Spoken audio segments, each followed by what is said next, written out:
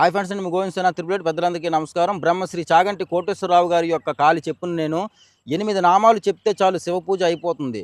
ఓం భవాయ దేవాయ నమః, ఓం సర్వాయ దేవాయ నమః, ఓం ఈశానాయ దేవాయ నమః, ఓం పశుపతే దేవాయ నమః, ఓం రుద్రాయ దేవాయ నమః, ఓం ఉగ్రాయ దేవాయ నమః, ఓం భీమాయ దేవాయ నమః, ఓం మహతే దేవాయ నమః.